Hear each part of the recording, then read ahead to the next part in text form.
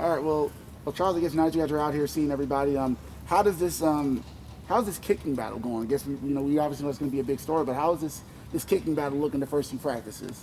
Well, it's fantastic. It's great to see two guys going at it head to head, match kick for kick, and as opposed to the opposite, nobody making field goals. So it's fantastic to have two guys that are getting after it, making each other better, and just grinding it out as they compete. Is it really kind of a friendly battle in a way where you obviously David obviously is building off his strong finish, but obviously Chris is coming in with his experience. Has it been like a fun battle to see kind of unfold to start this off a little bit? We're all Memphis Tigers, so I have a little brother. Well, my little brother is 6'5", but I beat him up as we were growing up, and when he goes out and he went to college, he ended top 10 in basketball in his school's history. Same thing with our guys battling each other. They're going to grind at each other. They're going to work each other. They're going to do things that other people can't do to them because they're not their brother. And then when it comes to game time, whoever's out there to win the kicking the game will win the game for us. And is Chris kind of adjusting pretty well, just being out here getting new to everybody? You could ask Chris about how he threw up the other day at practice. They didn't practice like this at Florida. They did not do this. We're built different here in Memphis. Talking about attrition, obviously last year you had some injury problems, at field goal kicker. What's it like just knowing you going into this season healthy at that position and having a healthy, battle? I always like to have choices. Anytime in life you can have choices, you feel pretty good about where you're going. So if one guy's not having a day, we go to the other guy, and we feed the hot shooter. So it's great to have choices.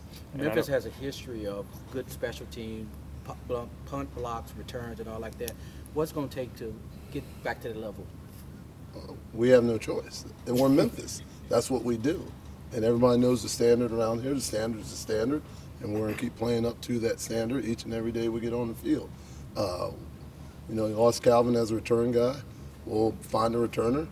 We'll be more aggressive coming after punts. And we'll have kick returns. Because we're Memphis. That's what we do. I know Doyle was kind of playing double duty for you guys last year. How have you seen him? Don't ever mention that to Doyle again.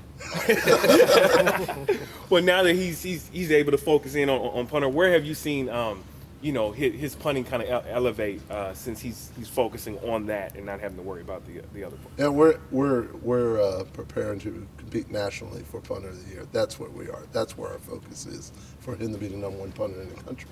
So we can do that now that he can focus on one thing and he can specialize at it, and we keep getting better and better at it. Any secret weapon you coming out or developing in the special teams unit that we might not know about? No, you'll know about a lot of people. We believe in the 4 Bs: be fanatical, be physical, be precise, and our stars be stars. There's a lot of guys that want to be stars on special teams. They may not be the returner. They may be the guy that rushes off the edge and blocks the kick. They may be the guy that leads and cleans up all the blocks for the returner. But there will be some stars this year. One thing about this team, as we went through last year, we got through week 8. We were the number 2 special teams unit in the country by statistics. We got to find a way to finish the drill. We got to find a way to continue that success no matter who's in the game. And when we end the season, we're not only number 2, but we're number 1 in the country. And that's where Memphis is supposed to be in special teams. You're still going to integrate the starters within your special team units like you have in the past? I can't help it because they keep coming to my office and say, Coach, why am I not on this unit? Or Coach, why am I third team? Well, because you've done 900 reps of it. In camp, I want to see other guys. But when it comes game time, our stars will be stars. You gotta love still that. your leader? Weaver's one of the leaders. I think there's multiple leaders on that team. Zay does a great job. Q does a great job. I mean, there's a lot of guys that contribute to and uphold the standard to special teams around here. Back to the kickers between Chris and David and your standards. What's a comfortable range that you would like to see between whoever wins that battle? Well, we'll figure that out as we go along. We started this, we're a little bit shorter. I want to be consistent first. And then as we build that consistency, we'll start moving back and back and back. Again, they did not train like this at Florida, so it's a little bit different. Came in a little leg weary, so we got to kind of build his leg up a little bit. This Memphis heat is a little bit different than some other places, so that drains on him a little bit. And as we keep going, he'll keep getting better, and we'll keep increasing his distance. As far as the race to replace Calvin, are you seeing some guys trying to take that by the charge a little bit? early on, or still? Well, early? Calvin was just one of many that have come through Memphis, so it's always next man up. And Gabe's still here; he hasn't gone anywhere. And there's some other guys out there. Ross coming in; he has a great kick return at Eastern Kentucky. Did a great job there. So we'll see. There's plenty of weapons out here. We just got to make sure we give them a chance with the other 10 players on the field. Like you said, it's good to have those options, huh? No doubt. That's what we're built for here. You've had one, but most of the kickers that come through Memphis, prior to last year, always probably kicked it to the end zone. How consistent will you be kicking it to the end zone this year? Noah Grant's had a great camp this off season or this summer. He's consistently kicking it 4 deep in the end zone, and we're working on location. If we have some great cover guys that wish he would just hit it high and let them go eat.